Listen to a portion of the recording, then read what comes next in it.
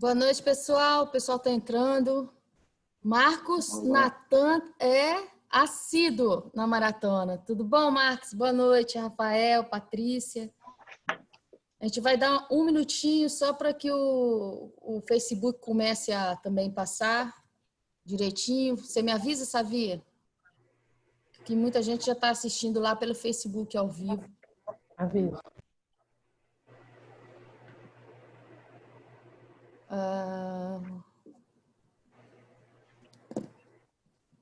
Mas a gente vai dando início aqui a apresentações. Boa noite, pessoal. Mais um dia de maratona. Suelen, Carlos, Isabela. Hoje a gente vai falar com esses grandes advogados, esse grande advogado e as duas gigantes advogadas que estão começando a destacar assim no mercado e eu admiro demais. A Suelen, já falei, virei fã. E a Isabela, desde a primeira vez que eu vi uns posts dela no Instagram, eu virei para todo mundo que eu conhecia e falei, essa menina é diferente. Essa menina aqui sabe o que está falando. Não falei, Mota Leal? Falei para Mota Leal. É verdade, verdade. Você já tem tempo que você mencionou a doutora Isabela aí. Falei, Mota, na atuação nesse segmento. Da sua área, e olha aqui os posts dela. A gente tem que conversar com ela. Que bom. Enfim. Hoje vai ser dia de aprendizado. E a maratona... Uma noite de aprendizado. E a maratona visa justamente isso, a gente trocar conhecimento, bater um papo sobre advogar.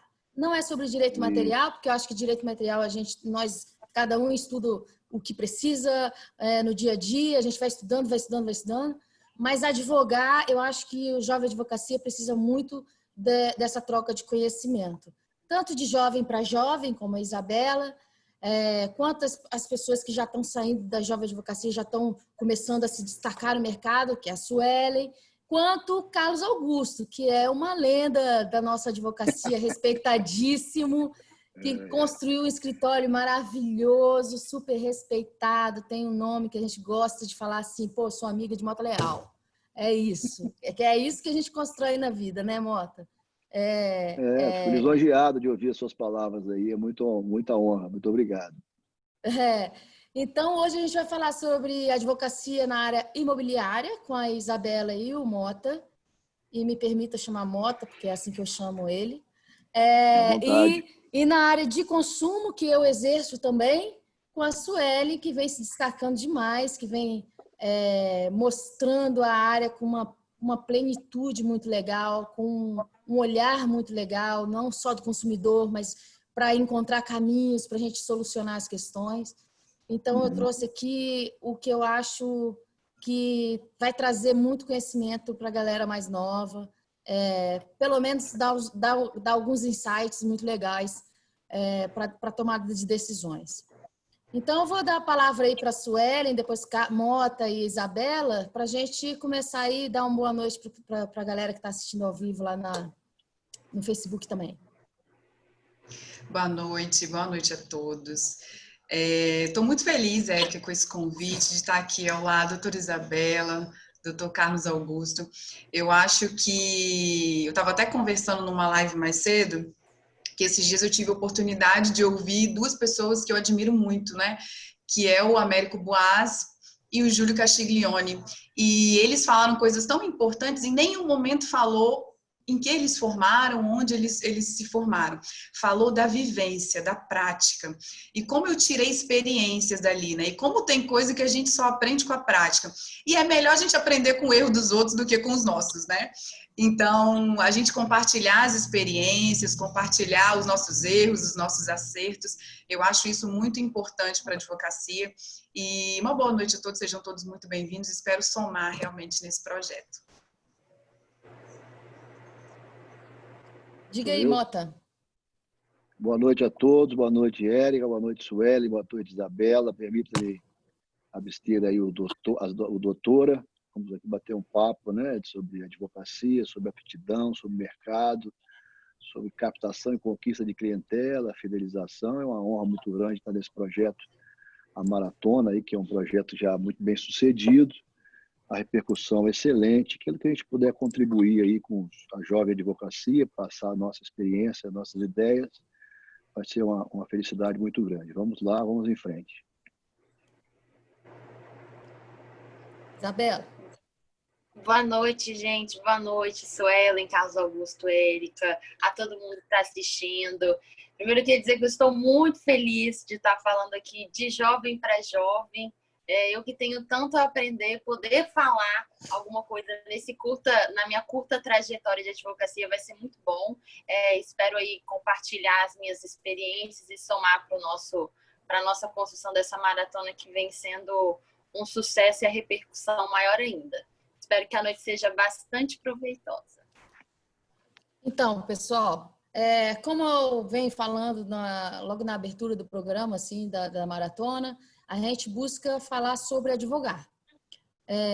Diminuir o tempo dos erros, porque a gente vai errar, todos os jovens vão errar, nós erramos, a Isabela ainda vai errar, Mota também vai errar, então a gente tenta diminuir o tempo do erro. Na verdade, hoje em dia, a gente erra. Mas quanto mais rápido a gente solucionar, mais rápido a gente vai no caminho certo. A gente não vai deixar de errar. Eu erro até hoje. Eu vejo alguns erros que eu falo com o cliente e no outro eu já sei que eu não devo falar. Então, a gente está aqui justamente para ajudar diminuir o tempo de erro, abrir a cabeça para novas oportunidades e para umas novas soluções, que às vezes a gente fica ali remoendo um problema dentro do escritório, não direito material, mas como solucionar aquilo ali dentro do seu escritório que não está encaixando. E, às vezes, uma frase que você ouve num evento desse aqui, você reconhece onde que você está errando. Então, vou passar a palavra para o Mota Leal. A gente tem aí os temas já pré-determinados, são 6 temas, só para a gente navegar ali dentro desse meio desses temas. Bem aberto, bem fluido, não precisa ser um trem fechado. Então, eu vou fazer logo uma pergunta para ele começar a explanar sobre advogar na área imobiliária, Mota. O mercado te escolheu ou você escolheu o mercado, Mota Leal?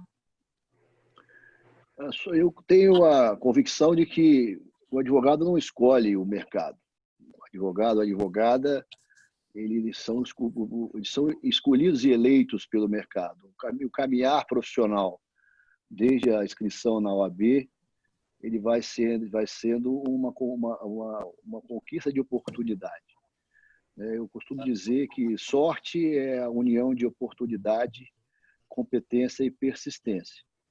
Então, por persistência e competência, você vai aproveitar as oportunidades. Isso é o que eu chamo de sorte. As oportunidades vão te direcionar para o mercado. Então, quando você chega no mercado de trabalho absolutamente cru, vindo da faculdade, vindo eventualmente de um estágio.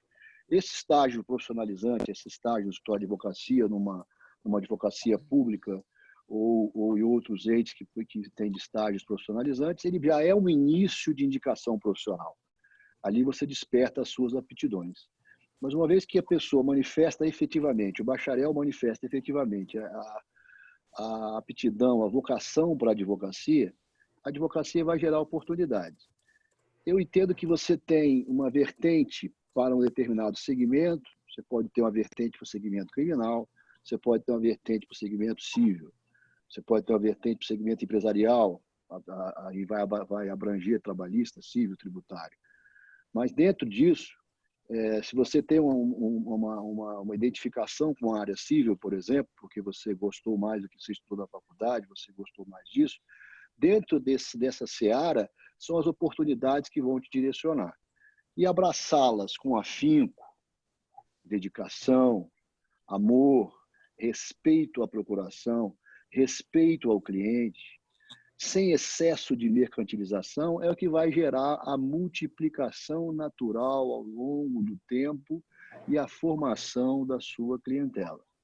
Então, oportunidades começam a aparecer no ramo do direito imobiliário, que é muito amplo, ele não está vinculado a operações de compra e venda, nem operações de locação, são atividades de múltiplas áreas, como condominial, shopping, investimentos, tem inúmeras atividades que estão dentro do direito imobiliário, que, por sua vez, está dentro do direito civil, com uma vertente nítida e muito forte com o processo civil, quando você vai falar da parte de judicialização e agora de mediação e arbitragem, que é mais uma porta para a solução dos conflitos e uma porta, inclusive, que pode ser amanhã mais efetiva e de maior resultado do que os processos judiciais, dados os problemas que todos nós conhecemos, que não precisa aqui relatar. Mas, então, respondendo à pergunta inicial, essa escolha é uma escolha reversa. São as oportunidades que aparecem e elas têm que ser abraçadas. Isso tem que ter coragem, porque ninguém sai de uma faculdade dominando ciência jurídica. Aliás, ninguém domina a ciência jurídica em momento nenhum da vida. Você vai armazenando conhecimento científico, você vai armazenando cabedal técnico, vai formando, respeitando, você tem que estar sempre se reciclando, estudando, mas a coragem de abraçar as causas que são apresentadas, os temas que lhes são apresentados, é que vai fazer com que você tenha a sua caminhada ascendente na profissão. Então, se alguém lhe procura com determinada demanda e você não domina aquilo, não tenha receio. Dedique-se, estude. À noite é para estudar. Hora de dormir é depois. A jovem advogado, o jovem advogado não precisam dormir 6, 8 horas por noite. Vamos trabalhar, porque é hora de trabalhar muito para gerar a clientela, gerar a multiplicação que amanhã você vai colher desse plantio. Eu aprendi quando eu saí da faculdade que a advocacia é um plantio de 5 anos para começar a gerar colheita. Então não tenha pressa, não se precipite, porque isso vai ser natural, com trabalho, amor, muito respeito à sua profissão, muito respeito à procuração, aquele mandato que você recebe, porque isso vai gerar a multiplicação e o seu sucesso. É isso, Isabela, inicialmente. ouvi isso, Isabela. Traz alguma luz no seu caminho de hoje? Porque hoje eu vejo você atuando no direito já imobiliário. Foram oportunidades que apareceram, você abraçou? Explica pra gente. Total oportunidades. É assim que eu me formei, eu não optei por começar uma pós-graduação desde já imediatamente. Eu falo assim, eu já trabalhava, era uma advogada contratada de um outro escritório, ali você não escolhe mais ou menos o que você vai trabalhar, você faz o que vem, as demandas do escritório, e aí por alguma ocasião eu sempre caía em alguma questão envolvendo imóveis. E a minha família inteira já vem e trabalha com imóvel. Meu pai tem uma corretora, meu irmão também mexe com isso. E ali eu vi um nicho. Eu falei, olha, aqui eu posso trabalhar. Apareciam muitas demandas que eles não tinham para quem indicar, clientes, os clientes procuravam. E a região também que eu atuo, eu percebi que é carente de advogados nessa área. Então, foi a área que me chamou. Eu não optei por algum começo e estou fazendo ainda a especialização em direito imobiliário, mas é a área que hoje eu mais me debruço. E, sem dúvidas, o doutor Carlos Augusto falou brilhantemente. Eu não tenho vergonha nenhuma em quando aparece um caso e eu tenho uma luz do que fazer, mas às vezes eu não sei exatamente. Eu corro, eu vou atrás, eu pergunto, eu estudo, eu faço realmente de tudo, porque se eu quero trabalhar na área, eu vou dar o meu melhor e o meu sangue. Então, eu concordo em gênero, número e grau, que é a área que te escolhe, sem dúvidas. Mota, área de direito, Mota e Isabela, área de direito imobiliário. Como é que está o mercado para o advogado atuar na imobiliário? Tem alguma novidade até antes da pandemia ou durante a pandemia que surgiu algum nicho onde vocês têm alguma dica para dar? Vamos lá. A pandemia foi um pânico geral, um susto imenso. Está sendo, né? Até porque não acabou ainda, né? Nós, advogados do Espírito Santo, temos um sofrimento um pouco maior do que dos outros estados, porque nós temos aqui nosso acervo processual na Justiça Estadual, 99% físico e, portanto, paralisado praticamente, salvo demandas de urgência e etc., dentro do que se consegue andar. Então, o resultado processual como remuneração, como retorno para o advogado, ficou extremamente prejudicado. E o mercado, e a pandemia assustou todo o mercado e todos os segmentos, isso não é só no mercado imobiliário.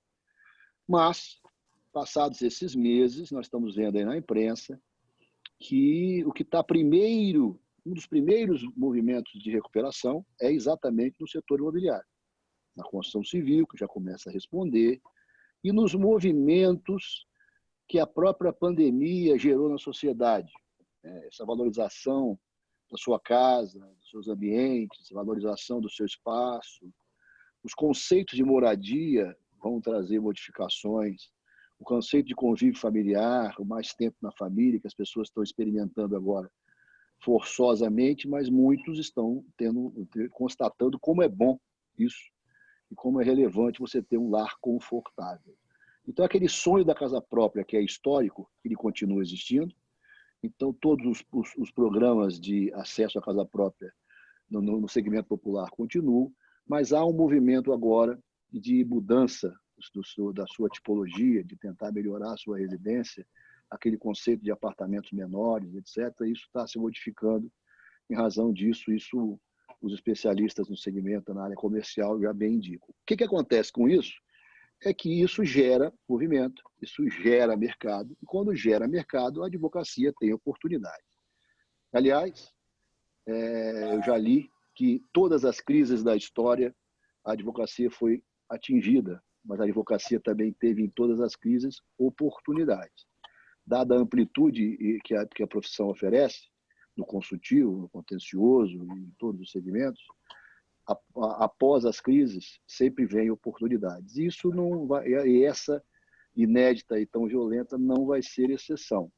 E o mercado, portanto, com a resposta que está tendo agora, de movimento, as atividades começam a retornar, a demanda que chega para os advogados e advogadas que se dedicam a esse segmento é naturalmente mais incrementada no consultivo, e também os desdobramentos do contencioso. O desdobramento contencioso não seria algo que está acontecendo, é uma realidade, mas é uma realidade cruel, né? Porque é um contencioso gerado pelas inadimplências, pelas incapacidades de pagamento geradas pela pandemia, com toda essa discussão doutrinária e jurisprudencial sobre que efeitos isso pode gerar, onde é que está o caso fortuito, onde é que está a força maior, onde é que vem esse impacto, a legislação que tentou tratar dessa matéria. Isso também trouxe para o segmento um manancial de temas e um manancial de atividade muito consistente. Então, nós sofremos, nós tivemos angústias, né? Todos nós, advogados e advogadas, ansiedades. Repito que no Espírito Santo sofremos mais do que outros estados, mas as oportunidades estão chegando e aqueles que as abraçam com coragem vão sair ali na frente com êxito, e é assim que eu acredito. Fé, força, trabalho e confiança. Isabela, você que comentou aí da sua família, que tem imobiliária, não é isso? Corretores e tal. Teve uma demanda grande agora, pelo que a gente ficou sabendo, na área imobiliária, de conflitos realmente de locação, enfim. Mas você acha que essa área vai continuar dessa forma ou vai se estabilizar depois que a pandemia passar? Eu acho que os contratos ainda vão precisar sofrer alguns tipos de renegociações pós-pandemia, sim. E eu espero que nem todas as demandas sejam levadas ao judiciário, né? É um mercado muito maduro, o mercado de locação ele já se autorregula. Então, assim, a minha expectativa é de que o judiciário não fique inflado dessas demandas, sabe? Mas que com a ajuda de negociação, de advogado, de corretores no meio, as partes possam se reajustar. Principalmente nesse período, mais no começo, assim, logo pelo mês de março, abril, senti que aumentou, sim, a demanda de procura para repactuação desses contratos, e agora vem aparecendo muitos contratos de financiamento, que são de pausa de financiamento, de pessoas que adquiriram já as suas moradias, ou portabilidade de financiamento, aproveitando aí a queda da taxa de juros, que é um momento muito propício para quem tem condições adquirir o imóvel. Então, acho que não só locação, mas mercado de compra e venda e de transação também, outras transações imobiliárias, eu acho que cada vez mais a figura do advogado está sendo requisitada. Ô, Mota, eu estava aqui lembrando aqui, aptidões necessárias, né? E eu estava até falando com o Hélio Pepe ainda agora, a gente estava falando sobre aquela fala, Grande Hélio Pepe. Grande sobre aquela Hélio Pepe. fala péssima do prefeito de Vila Velha, Max Filho, que absurdo fala aquilo. que absurdo, não sei se vocês ouviram, mas a gente ficou atentando e debatendo, que nós somos meio doidos mesmo. Nessa área imobiliária, nós temos que nos colocar, a advocacia precisa se colocar como uma parceira e um fator de produção, né? Ao invés de, vamos dizer assim, ficar à mercê do prejuízo. Como? Vou dar um exemplo, né? Nós estamos com um problema que está dando um prejuízo, vamos procurar um advogado. Não, se colocar ao lado do cliente para dar uma solução que seja economicamente melhor para o cliente, ao invés de só salvá-lo de um prejuízo. E aí a gente, nessa área imobiliária, a aptidão hoje em dia seria negociar melhor. O advogado precisa ter em mente que uma conciliação é melhor, um ganha-ganha é melhor do que entrar em juízo e talvez aumentar um prejuízo. As aptidões mudaram. Antigamente, a advocacia no imobiliário queria litigar mais e hoje em dia se coloca mais disponível para negociar? Eu entendo que esse amadurecimento da advocacia, no sentido de que o advogado e a advogada não precisam de conflito para trabalhar. Aquela máxima que só se procura médico e advogado quando você tem problema, isso está absolutamente superado. Ô, Mota, e é justamente, eu acho, com esse pensamento que o político fez essa afirmação, que nós só entramos quando há um prejuízo para pegar mais bens, para dar mais prejuízo. Olha o pensamento. É um pensamento retrógrado, um pensamento anacrônico, absolutamente superado e inconsistente. E não é só a advocacia que tem que pensar isso, nós temos que incutir isso na sociedade. Na sociedade. No segmento produtivo. Então, é preciso que o brasileiro entenda que, ao constituir uma empresa, ele não precisa ter só um contador. Ele tem que ter um contador e um assessoramento jurídico. A cada passo, a cada negócio, a cada contrato, se ele tem uma avaliação feita pelo seu assessoramento jurídico, por seu advogado, por sua advogada, o índice de erros vai cair próximo de zero. Só aí já há um mercado imenso para o advogado, para a advogada. Então, o advogado e a advogada erram muito quando entendem que precisa cultivar conflito para gerar processo para poder ser remunerado. Não. Nós temos que estar ao lado do cliente, e no imobiliário isso é muito forte, porque as entidades associativas orientam, os advogados que atuam no segmento orientam e cultivam que não dê um passo sem o conhecimento e a chancela do seu assessoramento jurídico. O contrato, aquele modelo de contrato que a empresa tem praticando lá há anos, ele deve ser revisto periodicamente, porque ele pode ser atualizado, tem que ser atualizado, tem que ser melhorado dentro do dinamismo dos negócios. Não só porque a legislação mudou, não é por isso, é porque o mundo é outro. O mundo é outro, o mundo digital, as negociações.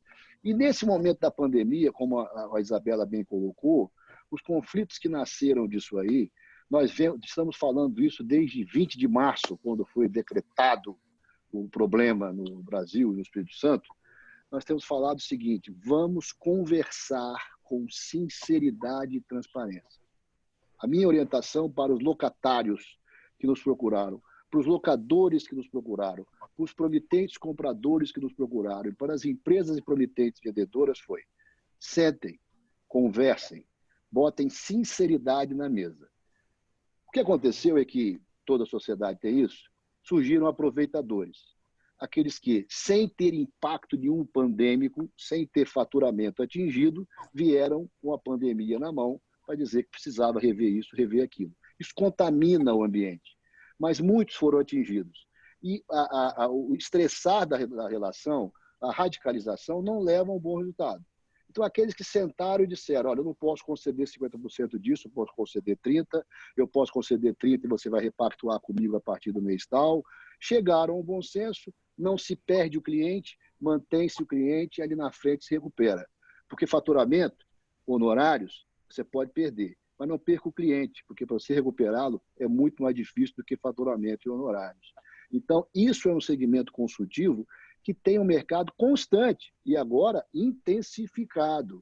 E quando o advogado e a advogada levam soluções sem terrorismo e fabricação de conflito, porque eu sempre falo, o advogado ou a advogada não devem ser simplistas, não devem ser ilusionistas, mas também não podem ser terroristas. Porque quando você chega para o cliente e leva um terror para criar uma dificuldade e vender facilidade, isso tem vida curta. Isso não gera perenidade. Então, tenha realismo. A situação é grave? É grave. Tem solução? Tem. Vamos trabalhar com ela. A situação é grave? Não tem solução. Eu vou te gerar tempo. Parabéns. Tempo para você se recuperar. A solução é grave? Nós vamos negociar. Olha, você não tem direito. Se eu conseguir uma negociação, já está ótimo. Isso tudo são soluções. Agora, transfira confiança, transfira confiabilidade, transfira e inspire solução. Porque a pessoa chega para te procurar, seja em qualquer polo contratual que ela esteja, ela vem com ansiedade e angústia e muita preocupação. Nesta fase, nem se diga, as pessoas não conseguiam ver o que ia acontecer 2 dias depois, os riscos do seu negócio de 30, 40, 50 anos entrando em pré-falência, perda de emprego, perda de cargos, redução, isso foi um terror. Então, a advocacia teve, nesse momento, um papel fundamental de levar a solução consensual no equilíbrio. Isso é mais uma oportunidade de mercado. Uma habilidade que o advogado tem que ser inerente ao advogado, é se colocar como um fator de acréscimo para o cliente, e não um fator de redução de alguma coisa do cliente. Claro, né? Claro. O cliente não pode perceber, ele não pode sentir que o advogado está tentando gerar um conflito para ter um benefício. O cliente tem que entender que ele encontrou um porto seguro, que vai lhe gerar um acréscimo, uma confiança para ter uma solução, que vai gerar uma recuperação de crédito, que vai gerar uma reconstrução de um direito, vai assegurar uma prerrogativa, vai defender um direito, ou que vai protegê-lo de um passivo que ele tem que enfrentar e que vai solucionar da melhor maneira possível. Mas não pode ser o advogado, pode ser um peso, ele tem que ser uma solução. Isabela, então a habilidade de se colocar ao lado do cliente, mas não como um peso a mais, o advogado que mexe com direito imobiliário tem que ter, né? Tem que passar segurança. Muitas vezes o imóvel, ele não é só parede, ele é o lar da pessoa, é o ganha-pão da pessoa, né?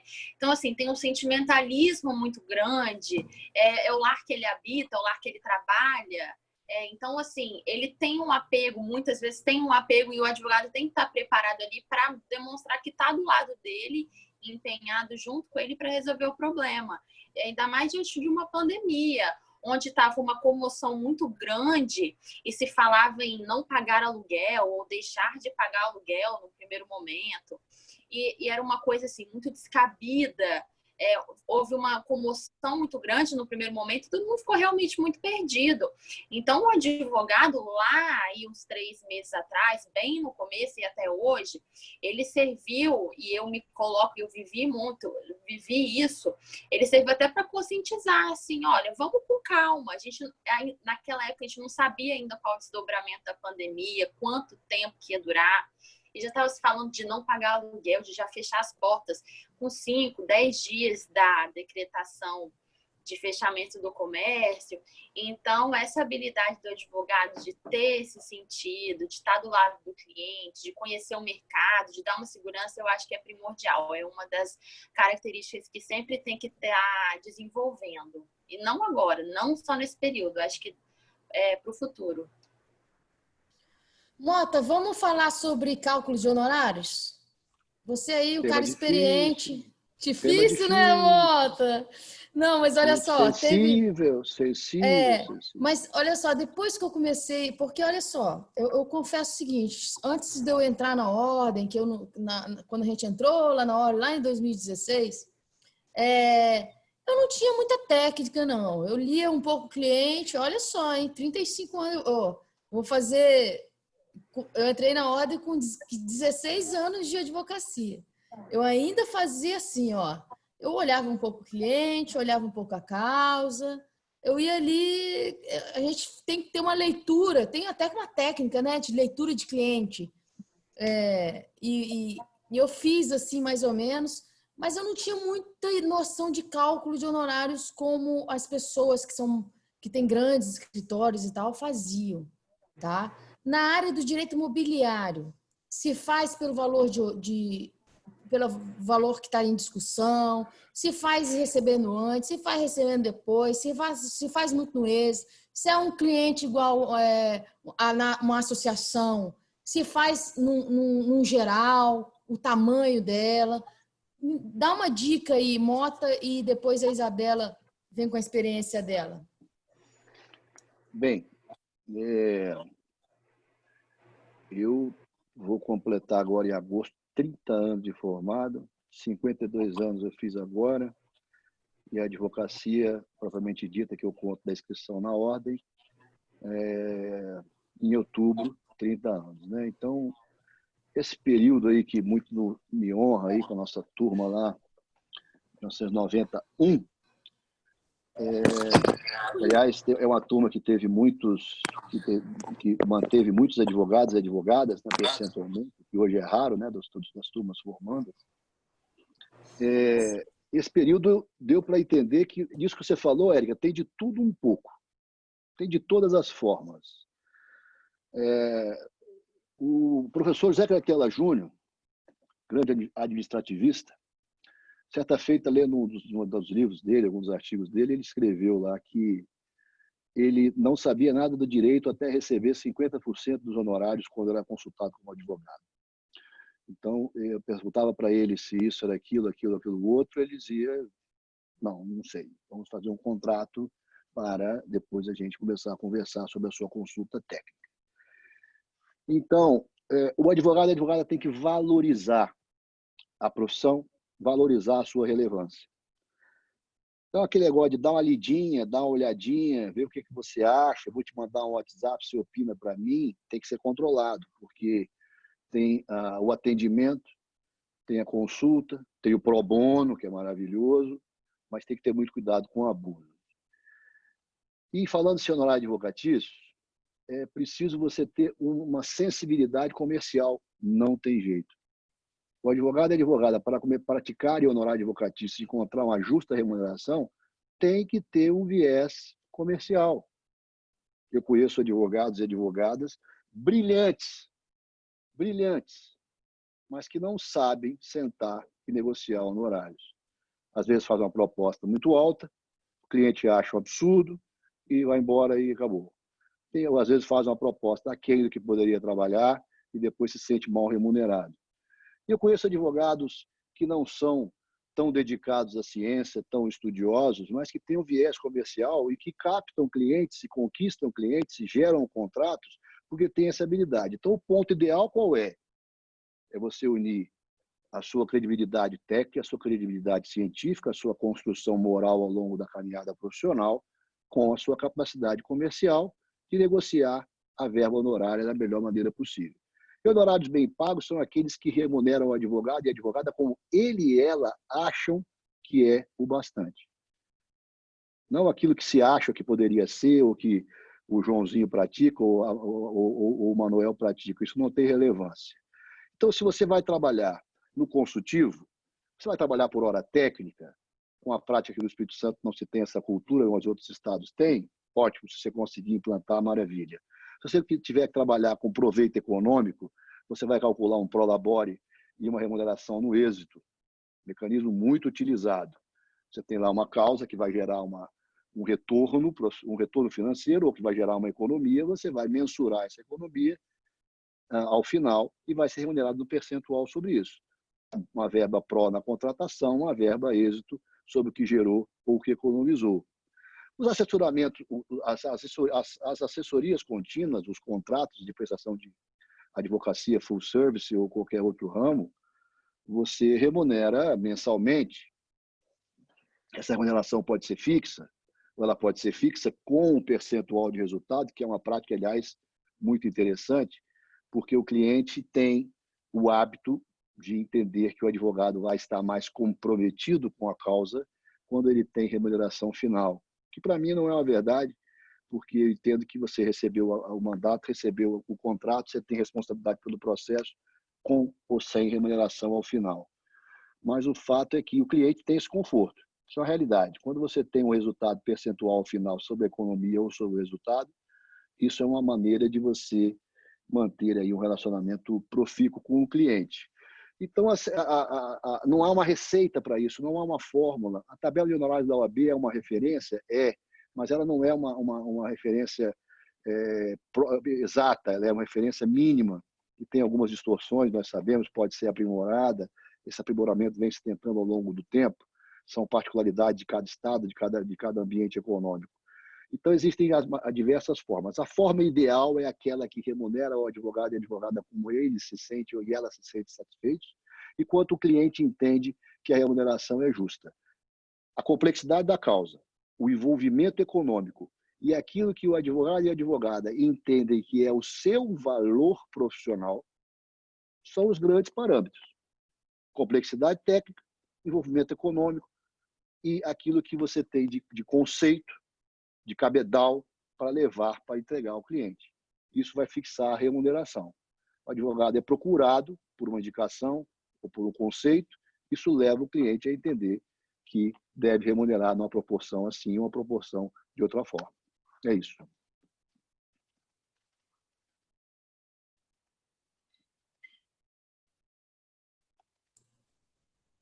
Perfeito, Mota. Esses parâmetros realmente são perfeitos para evitar a pior sensação para mim é você fechar um contrato de alguns que você sabe que vai durar alguns anos aquele contrato, aquele processo, se você fecha para uma causa só, ou se você fecha mensal com uma empresa, enfim, e você vê que você cobrou pouco. Aquela sensação vai te desanimando, né, Mota? Você fica ali, putz, e vou cumprir até o final. Mas você sabe... Não, e às vezes, Mota, a gente descobre depois, né? Que às vezes você achava que era um problema, achava que a solução ia ser dali para ali, Isso. e vem um problema que, nossa senhora. Isabela, fala a sua experiência aí. Na Jovem Advocacia, você tem quantos anos de exercício da profissão mesmo? Estou chegando a 4. 4. Na prática, o que você tem feito de contratos de honorários? Que você tem, porque às vezes, quando a gente começa, eu sei, é assim, eu consegui fechar o contrato. Então, eu consegui. Para mim, quanto mais contrato eu fechava, eu não tinha muito parâmetro de valor. Nossa, eu consegui, já está bom demais. Já consegui, já assinei, já está ótimo. Então, a gente não tinha problema. Nesse embalo é que a gente erra, no embalo, né? Mas a gente está feliz da vida que a gente está conseguindo contrato. Fala para mim. Érica, exatamente. Você fica naquele euforismo de conseguir o cliente, porque hoje é um mercado, assim, acirrado. E você sabe que se você recusa, o colega do lado vai fazer com muito mais barato. Mas esse é um pensamento muito cruel. Eu não ia me sentir nem um pouco satisfeita. Que bom, até eu volto aí na fala do Mota Leal, quando ele falou que é pelo menos 5 anos. Então, assim, me deu até um alívio. Ainda não cheguei nesse prazo, porque no começo acho que a maior dificuldade é precificar, ainda mais quando você trabalha em outras bancas, assim, que você tem uma experiência de trabalho anterior em outras bancas maiores, você não pode cobrar o que aquele escritório X super padrão está cobrando. Eu não posso cobrar o que, por exemplo, o Mota Leal vai cobrar no escritório dele. Não é a mesma técnica, não é a mesma expertise, mas você também não pode reduzir a sua advocacia para sucatear, né? Fazer de graça, pagar para trabalhar. Então, a gente fica nessa balança. Estou cobrando muito, o cliente vai sumir. Estou cobrando pouco, eu que vou morrer de fome. Mas o que eu acho de principal é o que a gente nós somos as pessoas que vamos orientar os nossos clientes para que esse comportamento seja mudado. Hoje eu estou brigando muito para estabelecer a cobrança de consulta, a olhadinha, olha isso aqui para mim, isso comigo não cola mais. Eu sinto que muitos jovens advogados ainda estão conseguindo fazer isso, implementar a cobrança de consulta. E nos meus contratos de honorários, eu tento muito sobrepesar esses valores que eu acabei de colocar, e principalmente o proveito econômico e a complexidade da causa. Às vezes eu estou só analisando um contrato de compra e venda, realmente, por meio de um contrato, tem aí 5 laudas, mas eu vou estar resguardando uma transação de imóvel que às vezes vale mil reais, entendeu? Então, assim, não é só o trabalho que aquilo vai me dar. Eu demoro o quê? 3 horas, 4 horas para editar um contrato muito bem elaborado? Sim, mas e o proveito econômico das partes? Né? É uma coisa assim, é um desafio constante. Confesso que às vezes eu faço essa análise de cara do cliente, quanto que ele pode pagar, entendeu? Já começo a enxergar os honorários como um tipo de investimento também, quando eu parcelo, e muitas vezes aquilo tem que me render. Os honorários também sucumbenciais, eles vão vir ao final. Então, eu preciso tirar um proveito econômico no tramitar dele, às vezes aquela demanda demora muito. Uma ação de uso capião hoje demora muitos anos, entendeu? E extrajudicial também, né? Agora tem vários procedimentos extrajudiciais que tem que ser cobrados de maneira diferente. Então, eu tento sempre fazer esse jogo aí na balança, mas eu ainda é bem caso a caso. Eu ainda não consegui estabelecer um padrão ainda não. Eu vou sentindo, entendeu? Já é sempre um eterno caminhar. E acho que com o tempo a gente vai vendo que a gente pode cobrar um pouquinho mais, e um pouquinho mais, daqui a pouco um pouquinho mais, até em razão da nossa experiência. A gente acumula, né?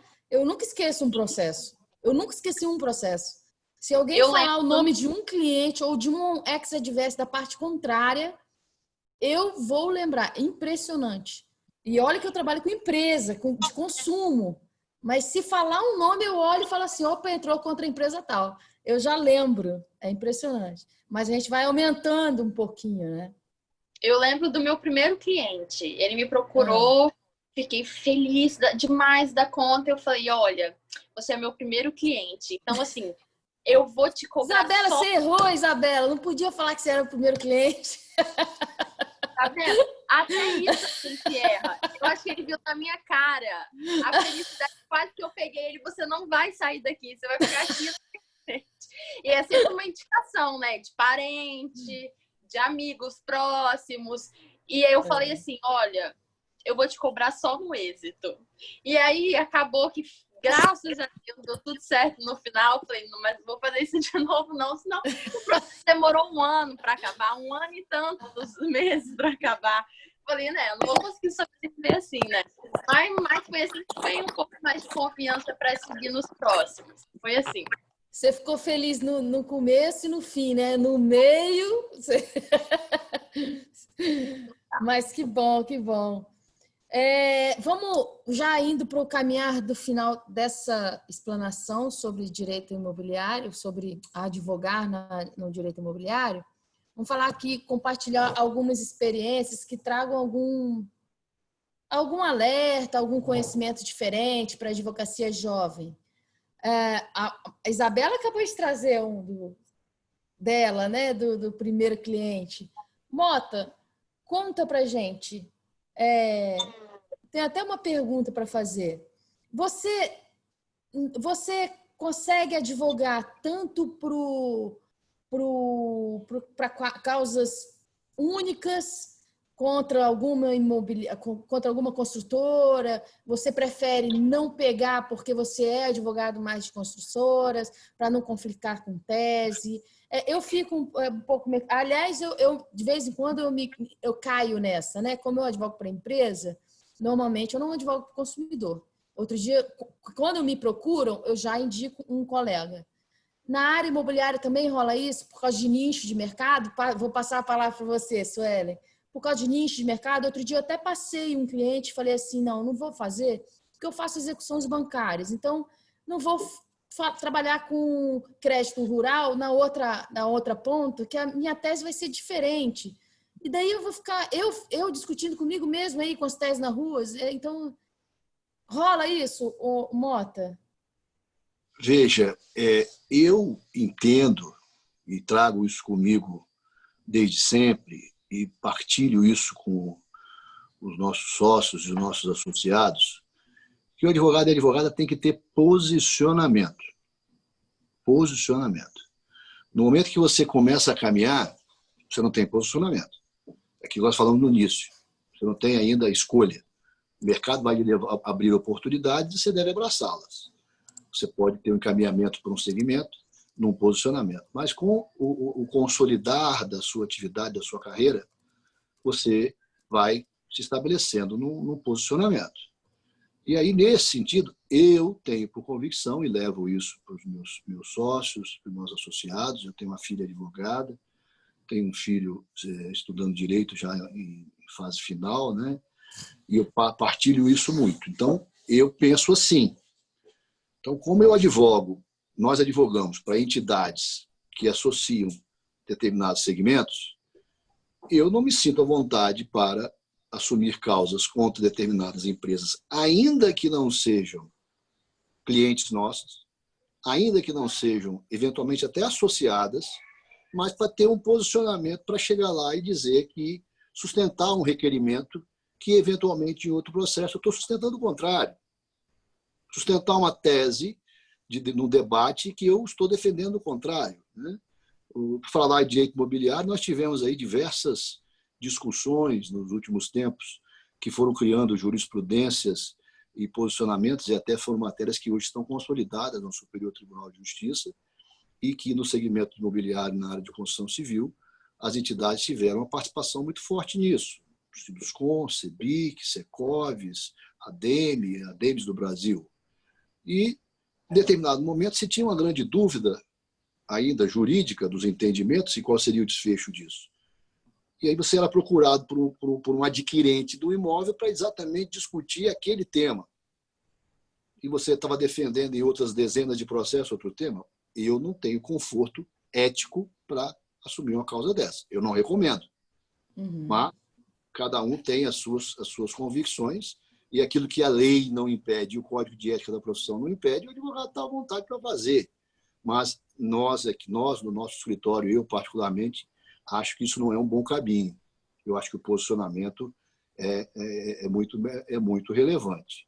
Então, essa experiência que você menciona, eu entendo que é fundamental. Às vezes é doloroso, porque você está defendendo uma causa, está defendendo uma tese que está sendo vencida, e você está vendo que a outra tese vai ser vencedora, e que você poderia assumir uma causa naquele sentido, naquele momento, e que você vai ter que indicar, mas é da profissão. Né? Você tem que ter um posicionamento. Eu acredito muito nisso. Voltando àquele assunto anterior aí, dos honorários, o que eu chamo a atenção dos advogados e advogadas que estão nos assistindo aí, o pessoal está iniciando a tirar a carreira, isso eu estou falando de fixação de honorários advocatícios, propostas, construções contratuais de honorários, é preciso ter uma percepção do cliente multiplicador. Existem clientes que são multiplicadores. Aqueles clientes que você vai assumir aquela causa e que ele vai gerar para você indicação, ou que ele por si só é curricular. Quem é o seu cliente? Você advoga para quem? Advoga para tal. Aquela pessoa tem tal posicionamento de mercado. Se aquela pessoa é seu cliente, você deve ser um bom advogado ou uma boa advogada. E você merece investir nisso. Então, às vezes você é procurado para dar um assessoramento contratual. Isso é uma coisa que eu vivi há 20 dias atrás. Nós fomos procurados para determinada consultoria contratual, um contrato até volumoso, e que eu apresentei os honorários advocatícios, a cliente achou um absurdo. Isso acontece muito. E começamos a conversar e mostrando para eles que não era nada absurdo dentro do que estava falando, da responsabilidade, etc, etc. Mas os clientes que chegavam com: não, basta fazer isso, é só acertar esse modelo, já tem o modelo pronto, aquela coisa que a gente tem que ir mostrando que modelo e receita de bolo para contrato não é um bom caminho. E que a gente tem a levar ali. Chegou num ponto que foi perceptível que a boa assessoria àquela parte contratual iria levar para outra parte contratual uma impressão de competência e capacidade técnica que faria com que a outra parte visse que aquele que lhe contratou estava bem assessorado, porque o contrato tinha problemas sérios, deficiências, fruto exatamente desse mau costume de usar modelos por anos e anos, e que fica aquele negócio de Ctrl-V, Ctrl-C e vai virando uma colcha de retalhos. E que aí o que eu fiz? Eu reduzi os honorários sensivelmente para chegar num número de conforto para o cliente, aquém de nossas práticas. E fomos para a reunião de assessoramento e fui mostrando para a outra parte as relevâncias. Isso gerou uma empatia e gerou uma referência que aquela parte não tinha, porque o contrato dele estava mal construído. Uhum. Então, esse é um momento de percepção muito importante que você tem que entender, o advogado e a advogada tem que entender aonde pode melhor investir, aonde pode recuar, aquilo que é curricular e é construtivo na multiplicação. É um adendo que eu gostaria de fazer. Interessante. Sueli, você tinha levantado a mão. Voltei, depois você fugiu, caiu aí aqui, agora você gente. voltou. Olha como é que o consumo é importante, tá vendo? A internet cai no meio da live, isso é grave. Não, tomara que seja um cliente meu, pelo amor de Deus. Qual é a sua região? Não, você falou, eu não faço consumo, eu faço parceria. Eu falei, faz comigo. Tá aí, é isso mesmo. Ué. Fala aí, o que você ia falar sobre... Ah, entendi, era só para falar sobre a parceria. Vou anotar aqui, Sueli, rapidinho. Era só uma brincadeira, um adendo, né? Porque a gente não faz essa colaboração de parcerias e tudo mais. Precisa. E eu acho que nada melhor do que esse ambiente que você está fazendo, né? Eu fiz uma brincadeira aqui, mas realmente é isso, né? A gente faz parceria com quem a gente confia e com quem a gente vê que está fazendo um bom trabalho, né? Exatamente isso que o Mota Leal falou. E isso repercute e reverbera bastante nas nossas relações profissionais, né? Isabela, acrescenta alguma coisa à fala do Mota? Aula, né? Aprendi aqui. Aula, né? Aula. Uma vez me falaram da questão mesmo dessa questão da capacidade do cliente multiplicar. E me fizeram a seguinte pergunta: você prefere um cliente que te pague 5.000 ou você prefere 3 clientes que te paguem R$1.000 cada um? Aí claro que eu vou preferir um cliente que pague R$5.000, vou estar ganhando mais. Aí a pessoa falou assim, olha, acho que não é por aí, porque 3 clientes são 3 pessoas falando do seu trabalho. Então, assim, acho que se encaixa mais um pouquinho na questão do que o Mota Leal falou. Às vezes, você tem que ter essa sensibilidade de saber recuar um pouquinho no valor dos honorários para conhecer a potencialidade do cliente, certo? É bem melhor ter 3 clientes falando muito bem do seu trabalho, ou ele conseguiu, no caso que ele acabou de apontar, ter a sensibilidade de achar que aquele cliente tem um potencial de espalhar, de multiplicar, de dividir mesmo a assessoria, que eu tenha sido brilhante, dele do escritório dele. Então, é isso que eu tinha para complementar dos meus ensinamentos contínuos aí de jovem advogada. Eu tive uma experiência agora na pandemia que, invariavelmente, alguns clientes quiseram renegociar contrato. E, realmente, ter certos clientes fazem com que a gente negocie, seja mais acessível para negociação. Então, tem alguns que eu tive que negociar e realmente teve uma redução. Por quê? Porque eu quero manter aquele cliente comigo. Não importa, hoje em dia já não importa mais tanto, o importante é ter ele comigo. Depois depois que sair, passar a crise, eu quero tê-lo comigo. Quero ter ele como com a minha confiança, com a minha empatia, visto como parceiro, perder agora para conquistar depois ele novamente. Não, conquistar não, aumentar novamente o honorário ao patamar que já era antes, né? Então, são essas análises que a gente precisa fazer. Mota, mais uma vez, né, uma aula. Meninas, vocês não sabem o que é ter Mota Leal assim em certos convívios. Eu vou fazer um relato aqui. Às vezes lá no conselho era assim, todo mundo estava votando. Aí como eu estava lá na frente, aí eu ficava caladinha, né? Aí passava o Mota, pela a palavra. Aí pau, falava o voto dele. Aí eu falava assim, vou votar, mas é daquele jeito. Tinha gente até que voltava atrás, já tinha votado, né? Não, Mota? Já tinha votado, mas o Mota deu aquela palavrinha chave ali pra gente. A gente trabalhava com muito afinco e muito amor na OAB, né? naquele nosso conselho. Lá. Foi muito legal. Eu preferia só votar depois que o Mota votasse. Era a minha segurança. Sueli, vamos falar um pouco sobre relação de consumo? Advogar na relação de consumo?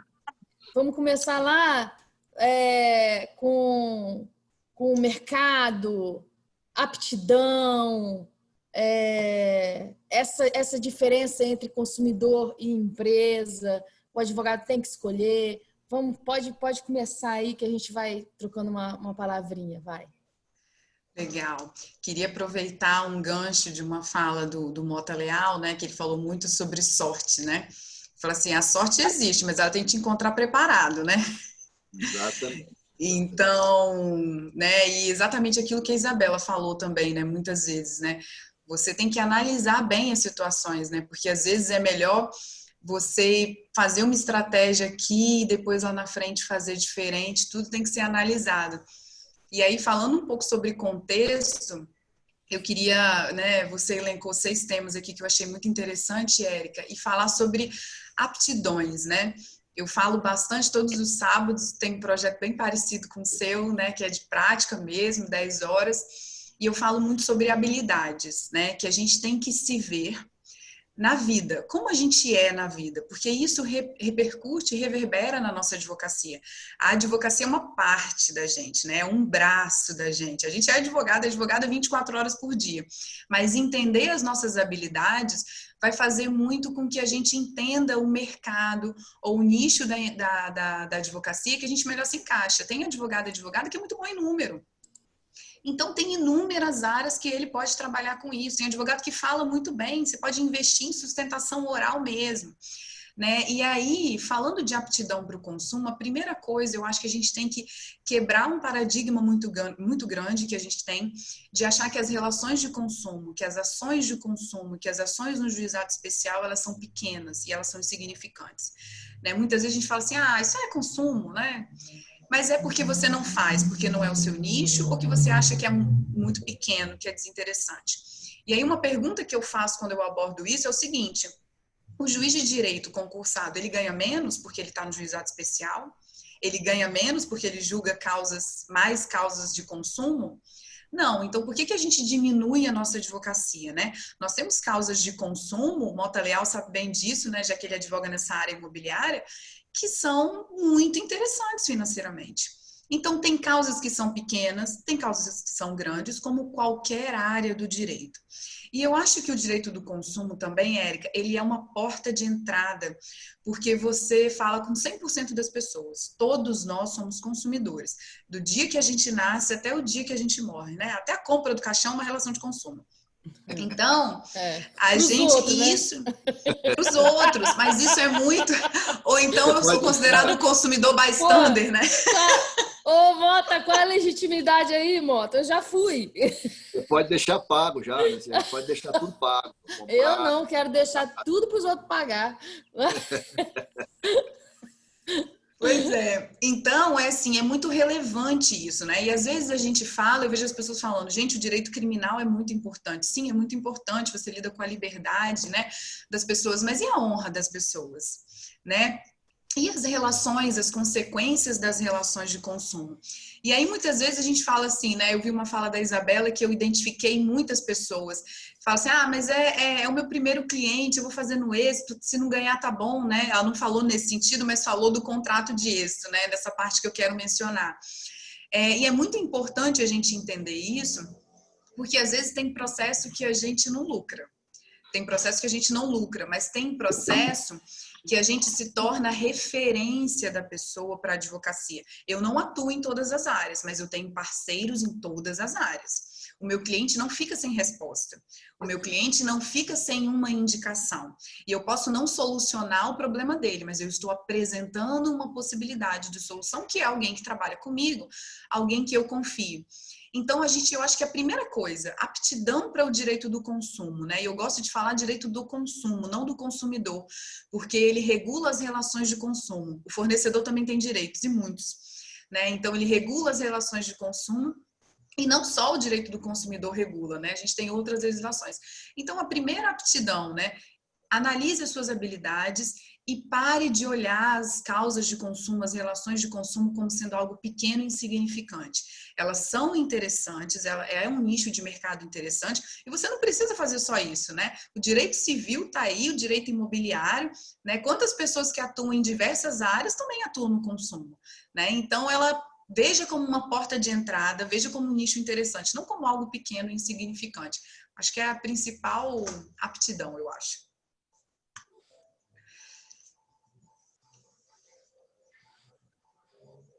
Seu microfone está fechado, peraí. Ou é o meu? Ah, é o seu. Sou eu. É isso mesmo, Sueli, é isso mesmo. E às vezes a pessoa acha que é pouco naquele processo, tem dificuldade até de cobrar, mas essa pessoa na verdade, como nós todos somos consumidores, eu acredito que quando você faz bem um trabalho para um consumidor, esse fator multiplicador que o Mota falou é gigantesco. Porque o tio, o primo, o pai, o amigo, quando você consegue uma causa por causa de uma televisão e consegue bem a causa, exerce bem sua profissão ali, aquele consumidor ali ele vai ter um fator multiplicador muito grande. Porque nem todos vão ter problema criminal na vida, nem todos vão poder ter problema imobiliário na vida, mas de consumo, a gente pode até tá abrir numa mão. live, cair a internet, todo mundo, né? Então, é isso mesmo, é importantíssimo, né? E como é que está o mercado, Suelen? Fala pra gente. Olha, o mercado de consumo... Só um adendo. Você está Claro. divulgando mais para consumidor ou empresa? Como que você está se distribuindo aí nessa área? Eu atuo nas duas áreas, né? Isso que eu ia falar aqui agora sobre clientela, né? Porque é possível e não é incongruente, porque a gente tem vários ramos dentro do direito do consumo, a gente tem vários nichos, né? Então, eu consigo, por exemplo, advogar para uma empresa e em um nicho específico e não ser incongruente com a minha advocacia pró-consumidor. E eu vou dizer, Érica, que eu aprendo muito estando dos dois lados, porque quando eu contesto, eu aprendo muito sobre petição inicial. E quando eu faço petição inicial, eu aprendo muito sobre contestação.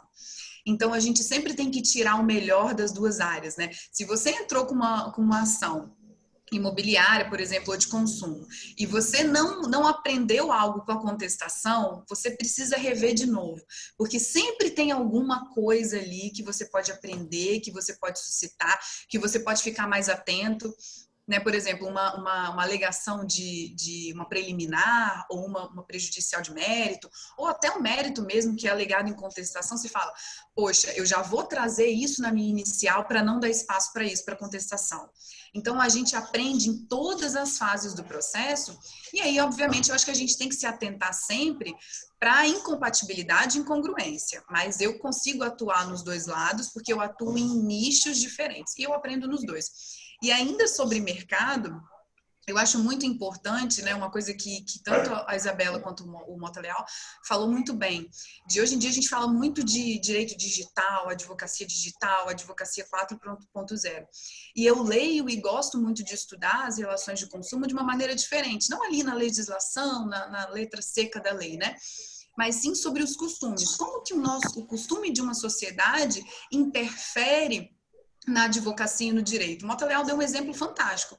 Hoje, com a pandemia, a gente vê uma mudança do cenário imobiliário, que é o quê? As pessoas estão procurando mais espaço, casas mais espaçosas, porque elas estão vendo que ficar em casa, todo mundo junto, num lugar apertado, é ruim, né? O conflito, ele acaba existindo. Em casas maiores, você consegue fazer mais coisas na sua casa, como malhar, se exercitar.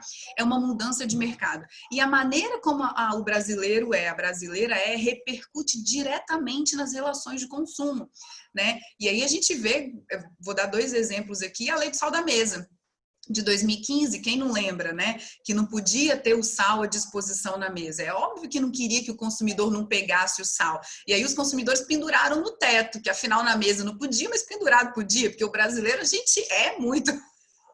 né? A gente é ótimo para fazer piada com as coisas. Mas isso é uma lei que a gente chama de contramajoritária na relação de consumo. Por quê? Porque ela não indica a vontade manifesta da maioria da população. Significa que os costumes relacionados ao consumo daquela sociedade não foi analisada. Então, acho que a advocacia 4.0, ela tem que ser tecnológica, ela tem que ser eletrônica, mas ela ainda funciona porque o costume do brasileiro no consumo e em tudo, e aí também relacionado à advocacia, é da indicação. A gente gosta de falar do outro, seja bem ou seja mal, é o nosso costume, a gente tem que entender isso.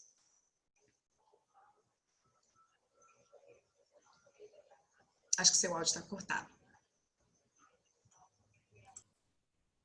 A Savia fica me cortando. É isso, Érica. Que aí você está entrando um pouco na busca da clientela, né? Da relação de consumo. Primeiro, é um fator multiplicador muito grande do cliente bem atendido, né? Bem atendido, que reconhece mesmo... Aliás, eu vou falar aqui uma coisa que é muito característica de processo de consumo. Mesmo o cliente que perde, se ele sabe que teve um processo justo, que teve um advogado ali que briga, na relação de consumo, ele vai falar bem do cliente dele, do advogado dele. Já vi isso. O cliente mesmo, ele reconhece, realmente, precisava de uma perícia aqui nessa televisão, eu não tinha o que fazer mais para provar. Mas foi culpa, foi vício. Mas eu sei que foi difícil. Então, eu acho que, né, nesse o multiplicador, ele mesmo quando o consumidor perde o processo, ele vai ser um fator multiplicador positivo se você trabalhou bem. Eu acho muito isso importante, muito em audiência. Muito, muito. O Mota Leal, até eu, né? Tô chamando Mota Leal, olha que intimidade, né? E a Isabela falaram bastante sobre isso, né? Do respeito à procuração, do respeito a isso. E tem uma questão também, Érica, que eu acho assim, a advocacia não tem que ficar pensando muito, às vezes a gente não se acolhe na dor, não se acolhe no erro, né? E às vezes um cliente que não vai, não indica, que sai insatisfeito, a gente sente muito e acha que aquilo foi a pior situação do mundo e que nunca mais você vai ser capaz e tal. Essas coisas acontecem, a gente não consegue agradar todo mundo e tem gente que não vai te contratar ou não vai te indicar pela sua personalidade, pela sua característica. Isso acontece. Mas eu acho que tem algumas questões muito, muito relevantes dentro do que você falou, que está relacionado ao atendimento, né? Eu tenho falado há um tempo dessas questões das habilidades e tem uma habilidade que é muito difícil. Parece ser fácil, mas ela é muito difícil. A gente tem 2 ouvidos e uma boca para a gente ouvir mais e falar menos. Parece bobeira, mas faz muito sentido quando a gente fala de advocacia, principalmente quando a gente fala de escuta ativa. E aí, quando eu falo isso, várias pessoas falam, sério, eu vou fazer escuta ativa, atender um cliente 1 hora, 1 hora e meia por causa de uma relação de consumo? Esse cliente pode ter inventário, ele pode ter divórcio, ele pode ter inúmeras ações super interessantes. E que aquela escuta ativa que você realizou naquele atendimento, aquele diferencial, ele vai reverberar, né? E uma pergunta que eu faço para as pessoas que estão aqui assistindo a gente, você tem mesmo uma escuta ativa? Ou quando você está atendendo o cliente, você está anotando, você está olhando o celular, você está fazendo procuração? O momento da escuta é para escutar. Né, é para escutar. O momento de fazer procuração, de anotar, ele é depois. Né? Mostre ali que você está ali especificamente para ele. E no consumo, é aquilo que eu falei lá no início, né? Às vezes a gente diminui muito ele, mas às vezes é uma pessoa que tem medo da justiça, ela tem medo do judiciário. E aquele é o único processo que ela vai ter na vida dela. E ela vai falar, gente, um dia eu tive que entrar na justiça para resolver isso. Ou, ai, gente, eu entrei e resolveu. Ou então, nossa, eu resolvi, deu um problema que nunca mais eu quero na vida. Então, a gente não pode diminuir a dor, o sofrimento, a situação que ela vivenciou, né? A gente pode aconselhar, como o Mota Leal falou. Às vezes é interessante, às vezes é viável juridicamente ou não. Mas tem muitas análises que vão além daquilo, né? E o consumo especialmente. Mas é só um celular. Você sabe quanto tempo a pessoa trabalhou ou juntou dinheiro para ter aquele celular? Né? Você sabe se ela precisa daquilo ali para trabalhar? Então, eu acho que sempre fazer uma análise assim, porque pode ser o único processo e o único problema da vida da pessoa, e você tem que marcar a vida dela, aquele processo, de uma maneira muito significativa e sempre positiva. Eu acredito muito nisso. E isso também já faz uma manutenção de clientela, né? Que a gente já entra no assunto da manutenção de clientela. Porque você saber que tem um advogado que vai te escutar, você fala sobre qualquer problema, mínimo que seja, que na nossa cabeça, minimamente, só representa economicamente mínimo, mas que para a pessoa pode ser um problema. Olha só, deixa eu falar um caso aqui, Mota, ouve essa. Eu fui atender uma colega minha, inclusive promotora de justiça, há uns anos atrás, muitos anos atrás. E ela teve um problema com um banco. E ela foi me contando isso no aniversário do filho dela. E ela foi me contando do banco, daqui a pouco ela estava chorando. E aí eu falei, mas fulana, por que você está chorando? Aí a minha outra amiga, que também é promotora de justiça hoje, ela falou, você não sabe, você não pode falar o nome desse banco, que ela chora. Aí eu, não é possível. E eu achando, com o meu jeitinho de ser alegre, feliz, achando que eu estava brincando. Mas não, era sério. Ela me contou um caso e começou a chorar por causa de um banco, que ela foi maltratada dentro do banco. Então, todas as vezes que alguém falava o nome do banco, ela chorava. Então, era um problema financeiramente pequeno que ela foi resolver, mas ela ficou muito angustiada. Ela foi destratada lá dentro e ela chorava com o nome do banco. Nenhum processo judicial ia tirar isso dela. Até hoje eu falo com ela, desculpa que eu brinquei com aquilo, mas porque na nossa cabeça era pouco, mas na dela era gigante, né? Então esse caso reflete o que você falou, que as relações de consumo às vezes valora como economicamente pequena, mas às vezes você está desrespeito a uma coisa muito grande. Exatamente. Eu lembro que Desculpa, eu te interrompi, pode falar. Não, pode continuar. É algo que a Isabela falou também, né? Não é o processo, é a pessoa, é um cliente que vai te indicar ou que vai ter outras causas, né? A gente marca muito a vida das pessoas, né? Com a advocacia, porque a gente trabalha com muitos direitos, muitas liberdades, né? Então, a gente não pode diminuir a causa. E, às vezes, eu acho que o consumo, ele acaba sendo muito diminuído, sabe? E eu acho que é tão importante. Esses dias, eu estava conversando com um professor, falei, gente, a gente já passou da hora de falar sobre consumo nas escolas para o ensino médio.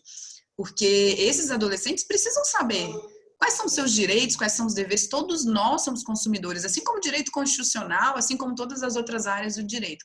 E tem uma questão muito relevante, Érica, que é a seguinte: quando a gente fala de convencimento, quando a gente fala de convencer no direito do consumo, a gente tem que estar muito atento também para o convencimento do magistrado. Né? Tem um texto muito incrível do Gilberto Facchetti, que é um professor do mestrado da UFSC, que ele fala as máximas de experiência, né? Que ele fala muito sobre essa questão do juiz, é um texto fantástico.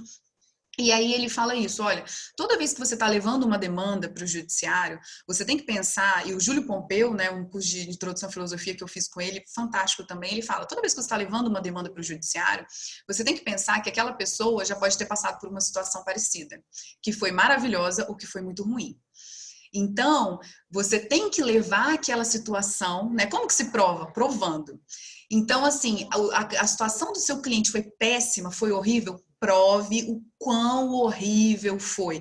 Porque o juiz que está julgando aquela casa pode ter sido uma experiência incrível com aquela empresa.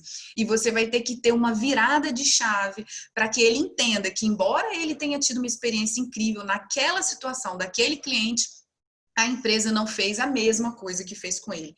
Então, acho que a gente tem que ter esse time para todas as áreas do direito, né? Porque não é convencer, não é o livre convencimento motivado ou o convencimento motivado. Então, a gente sempre tem que pensar nisso também, em todas as áreas, especialmente no consumo. Nisso aí do convencimento do juiz, que envolve, inclusive, a pessoa do juiz como consumidor, eu vou dar A gente tem aqui no nosso tema compartilhar a experiência. Eu vou compartilhar uma. Eu sou advogada de concessionária de veículo. E daí a gente entrou numa audiência, Mota, ouve essa. A causa era a reclamação do cliente que o pneu extra dele, o pneu reserva dele, era diferente do pneu que rodava. E isso está padronizado no mundo todo, isso já pode ser feito. Inclusive, eles são mais finos. Nesse caso era mais fino. E não tinha. Eu levei o técnico, levei o cara da fabricante, todo mundo para audiência para conversar com esse consumidor, porque a gente já tinha conversado tudo dentro da concessionária. E a juíza que estava lá tinha um modelo de veículo. E aí, naquela confusão ali, todo mundo explicando para ele, a juíza: peraí, doutora, o carro tem um pneu diferente? Excelência. Aí a gente começou a explicar para a juíza. Mas isso pode? Aí começamos a seguir. O modelo tal tem um modelo diferente também? Era o dela. Aí eu falei: excelência, o modelo tal nem tem pneu reserva. Aí ela: não acredito. Eu comprei esse carro há pouco tempo, não tem pneu reserva. Mota, esses modelos novos aí importados que não tem pneu reserva. Ela ficou injuriada na audiência, obviamente deu sentença condenatória para a concessionária, porque ela não se conformou que o carro tinha um pneu diferente de rodagem. Eu acho que ela entrou Mota, eu acho que ela entrou na justiça também para pegar um pneu reserva do carro dela. Você ganhou no colégio de recursal, né? Com certeza. Né? Ganhei, reverti no colégio de recursal. Mas ela levou a dor para ela. Ainda bem. Nossa, ainda bem. Ela levou a dor para ela. E eu tenho quase certeza que ela ajuizou contra a empresa lá que vendeu o carro dela, porque ela não tinha pneu de reserva. Ela chegou lá no estacionamento do fórum e levantou a tampa para conferir. Não tinha presente. Pneu Ranflet, aquele que não fura. Isso, eu expliquei tudo isso. Enche o líquidozinho, pá, tem a pressão, aí não vai sair, você pode rodar mais 15 quilômetros, essas coisas. Expliquei tudo para ela. Mas realmente a gente, no consumo, como a gente tem um juiz e ele é consumidor, ele pode ter vivido uma experiência positiva com aquela empresa, uma experiência negativa com aquela empresa e você nunca vai saber. A gente vai e não só, né, Érica, quando a gente fala de convencimento, não só na petição inicial, na contestação, a gente convence em qualquer parte do processo, em qualquer manifestação, a gente está convencendo o magistrado de que a nossa tese, de que os fatos ocorreram daquela maneira ou de maneira diversa, né? Então, a gente tem que pensar sempre isso, e no consumo especialmente, né? E como requerida, sim, excelência, olha só, a quantidade, a gente tem pouquíssimas ações ajuizadas contra a empresa, por exemplo, isso mostra o quê? Um grau de satisfação e que aquilo realmente foi uma situação inusitada. E aí, quais são as características daquela situação inusitada, né? A gente tem que sempre pensar nisso. Isso, Ellen, e também mostra, por exemplo, eu já peguei cliente, consumidor, quase que profissional, como autor. Né? Já peguei. Juntei na petição inicial, ele tinha 14 ações de consumo em andamento. Ele brigou com a telefonia, ele brigou com a internet, ele brigou com a concessionária, ele brigou com o supermercado, ele brigou com a fabricante do pão do supermercado que mofou, ele brigou. Ele briga.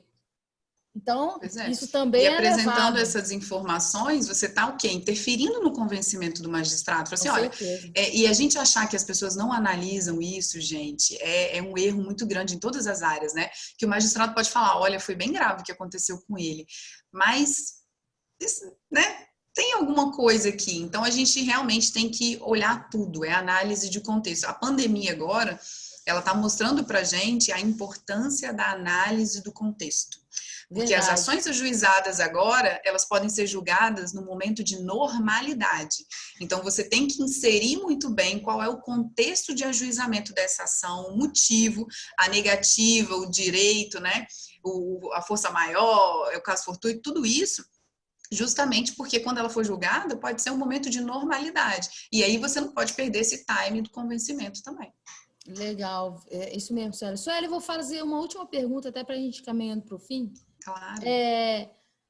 Como você atua na área do consumo? Eu também atuo na área do consumo, mas como eu falei aqui, eu já não pego a área do consumidor, eu pego só a área do fornecedor. Na área do consumidor, apesar do problema não ser pequeno, nós já nos convencemos que o problema não é pequeno, por vezes o valor econômico discutido ali é pequeno, né? E a gente sabe dos limitadores do juizado especial, tanto o valor de causa, quanto os limitadores também no horário de êxito. O êxito, às vezes, os 20% que vão dar, não vai ser suficiente justamente por causa do valor que está sendo discutido. Fala pra gente experiências de contratos de honorários, se é em volume, se é condição econômica, só para a gente finalizar aí, para quem vai atuar na área que entende que é viável para a pessoa, a área do consumo. Olha, eu acho que a gente tem espaço para diversos tipos de contrato. Né? A gente achar que só dá para fazer contrato de risco ou de êxito, né, é um grande erro. Porque tem situações e situações. A gente tem que analisar muito bem isso. Porque, às vezes, não é o valor pecúnia, né? Não é o valor de indenização, o dinheiro ali que está em jogo, mas o reconhecimento de um direito. Você pode ter, por exemplo, ações de consumo que são obrigações de fazer ou de não fazer. Como é que você vai fazer um contrato de êxito nisso? É uma obrigação, né? Você tem êxito, mas você não tem dinheiro, né? Você não tem valor envolvido.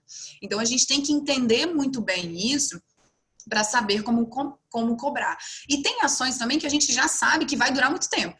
Tem empresas que a gente já sabe que vão recorrer e que, por exemplo, no juizado especial vai até tentar o STF. Então, isso também tem que ser considerado. E considerado também o custo do processo, né? Que está relacionado às manifestações, à sua disposição e o tempo de duração. Então, às vezes, dá para ter uma conversa muito franca com o cliente e falar assim, olha, eu não tenho como fazer, ou não é viável para mim fazer um contrato de êxito ou totalmente de risco, porque eu tenho um custo nesse processo. Né? E aí você adianta um valor para ele a título de remuneração pelo custo do processo. E o lucro você deixa para o final. Eu acho que isso costuma fazer muito sentido nas ações de consumo, porque as pessoas também entendem que o êxito ele é muito diferenciado, né? O êxito não é em tudo, porque quando eu tenho prejuízo, quando eu tenho custo, eu não tenho lucro, eu estou pagando para trabalhar. Para eu sair no 0 a 0, pelo menos o meu custo precisa ser reembolsado.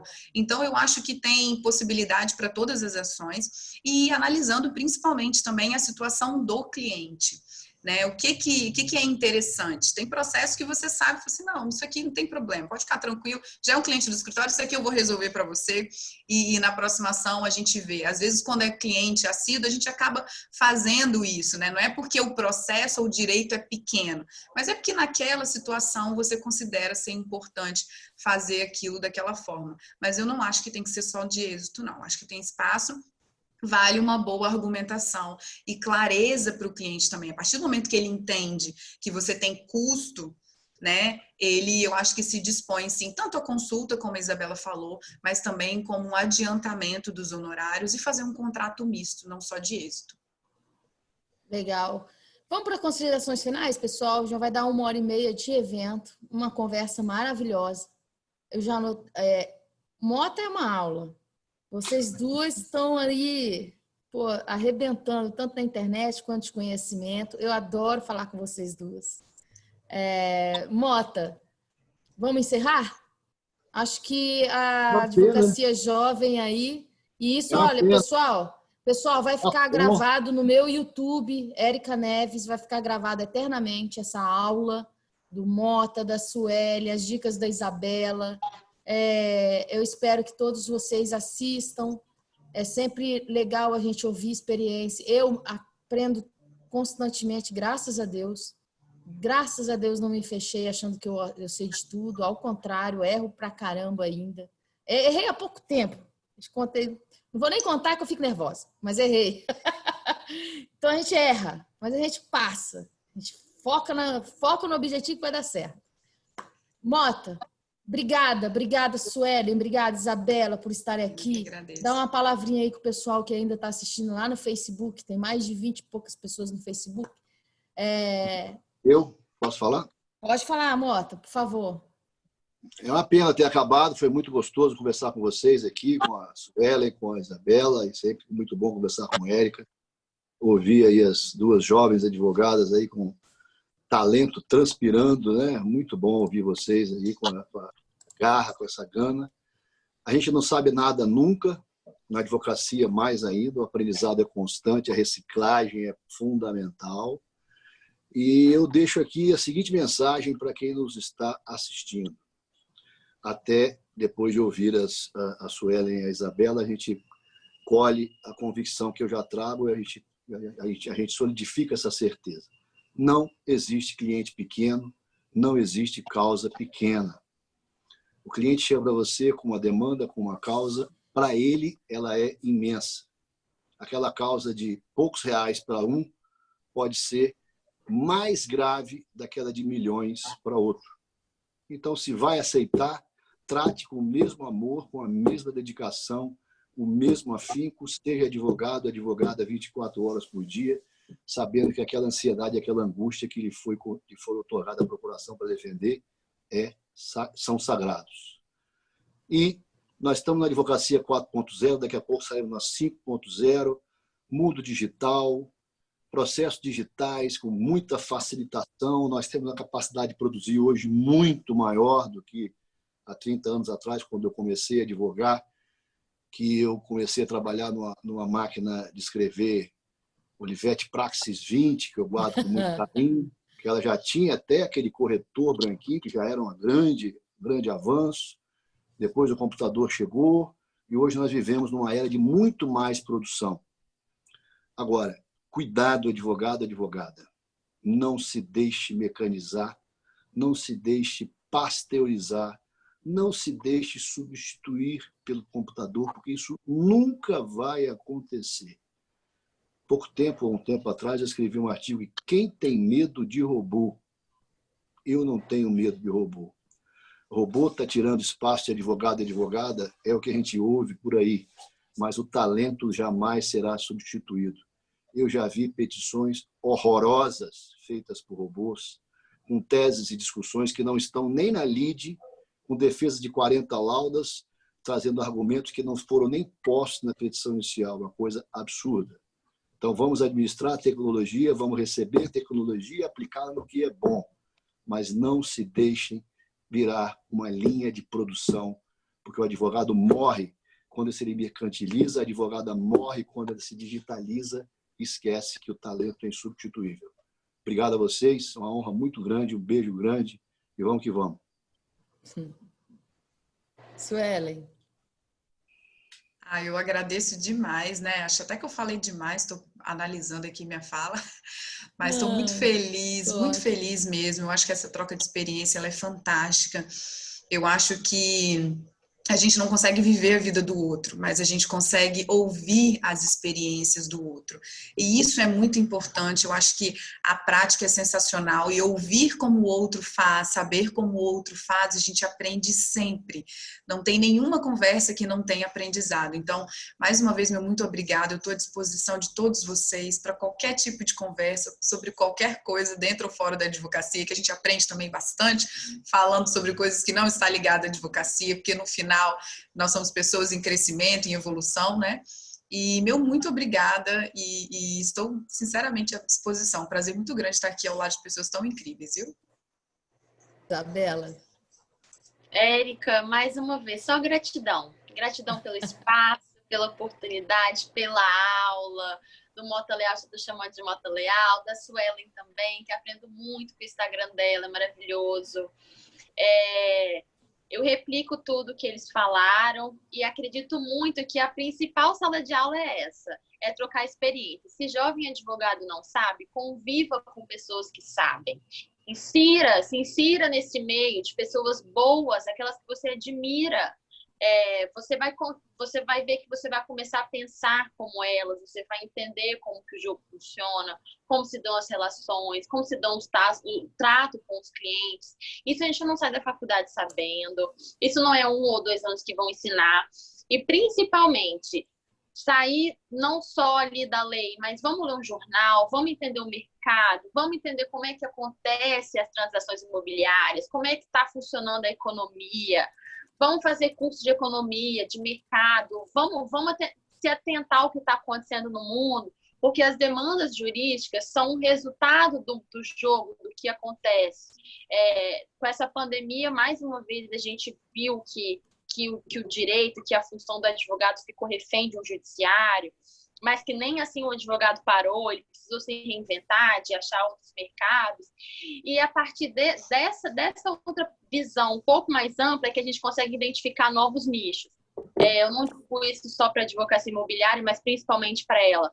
É você olhar um imóvel e saber o domínio dos institutos, mas saber a destinação que você pode dar para aquele imóvel, saber a razão do porquê daquele empreendimento, a história daquele empreendimento, como que ele foi construído, em quantas mãos, não além do direito, enxergar além do direito, ter um pouquinho a mais de conhecimento, saber como funciona o todo, a dinâmica, mercado, economia, e aí você vai ver que no final tudo vai se encaixando e você vai oferecer um atendimento melhor para o seu cliente, você vai achar um mercado ali que você consegue se inserir. Então, meu muito obrigada, como sempre, aprendi muito, espero ter contribuído também. Érica, posso só dar uma indicação aqui rapidinho? Pode. Os dois falaram bastante sobre essa questão da não advocacia. Eu queria indicar um livro para as pessoas, posso? A gente tem falado bastante sobre técnicas de convencimento de Harvard, todo mundo falando, né? O corpo fala e tal. E eu queria indicar um livro. Existe um livro Como Chegar ao Sim, né, nas negociações, e tem esse livro Como Chegar ao Sim com Você Mesmo. É um livro muito incrível que faz um convite para a gente entender como a gente funciona. Né? Porque como que a gente pode alterar ou propor soluções diferenciadas se a gente só pensa de um jeito? Então, a gente se conhecer, a gente saber como a gente funciona, como a gente como a gente negocia, a gente vai conseguir entender melhor como o outro funciona e aí sempre sugerir negociações, conclusões e soluções diferentes. É um livro muito bacana que eu indico. Como Chegar ao Sim com Você Mesmo. É bem bacana, viu? Já anotei aqui. Eu também. Pessoal, muito obrigada. Vocês deram uma aula, é sempre muito legal estar com vocês três, com os três, admiro os três. Acho que a gente vai acrescentar sempre, quando a gente trouxer conhecimentos diferentes, cabeças diferentes, histórias de vidas diferentes, experiências, história na advocacia diferente e de tempo também diferente. Então, é isso que a gente traz, a gente tenta contribuir um pouco, aproveitar a pandemia para isso. Obrigada de novo. Pessoal, a gravação vai estar no YouTube, está no Facebook, enfim, se quiserem o e-mail deles, depois é só pedir. Claro. Eles também estão no Instagram, e qualquer dúvida, qualquer pergunta, é só mandar para mim que eu passo para eles, tá bom? Boa noite, pessoal. Até a próxima. Quinta que vem. Quinta que vem tem mais maratona. Beijão. Show. Tchau, tchau. Tchau, tchau.